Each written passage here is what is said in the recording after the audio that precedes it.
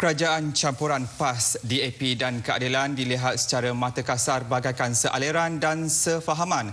Kalau dilihat tindak tanduk dan apa yang sedang berlaku amat berbeza. Wartawan RTM Perak Samad Majid meninjau lebih dekat persoalan itu yang diibaratkan menang sorak kampung tergadai. Kalau dulu dikatakan ketiga-tiga parti itu berada dalam mimpi, tapi kini impian mereka telah menjadi kenyataan. Mungkin anda tidak tahu apakah agenda mereka. PAS sibuk menguasai masjid, surau dan balai raya untuk meneruskan agendanya. Parti Keadilan pula sentiasa menimbulkan pelbagai kontroversi bagi mendapat perhatian. Manakala DAP pula bersusah payah mencari peluang yang ada seperti tanah untuk diagihkan kepada penyokongnya. Dalam ketiga-tiga agenda itu, siapakah yang untung besar? PAS, DAP atau Keadilan?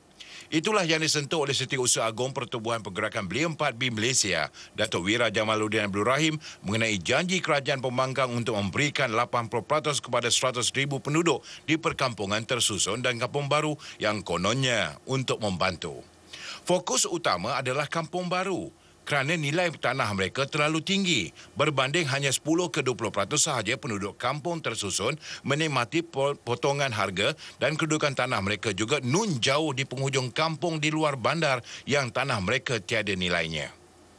Tapi yang keuntungan yang besar sekali ialah kepada mereka-mereka yang duduk di kampung baru kerana harganya adalah amat tinggi sekarang ni. Kemudian juga kita melihat dia akan jadi satu fokus kepada satu kaum saja. Maksudnya kaum yang duduk di kampung baru tu mendapat faedah yang tinggi.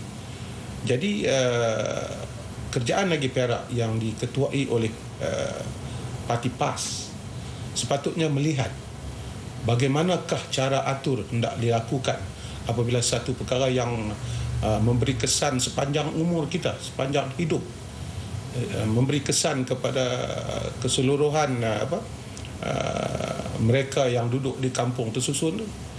Kerakusan kerajaan campuran PAS, DAP dan Keadilan melelong tanah seolah-olah mendapat restu dari keseluruhan ahli parti gabungan itu.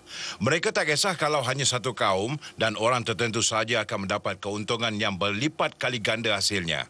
Siri kedua menang sorak kampung tergadai esok menyentuh kedudukan Menteri Besar Perak yang memberi kelonggaran yang mengakibatkan kerugian besar bukan sahaja kepada kerajaan tetapi juga kepada rakyat Perak keseluruhannya.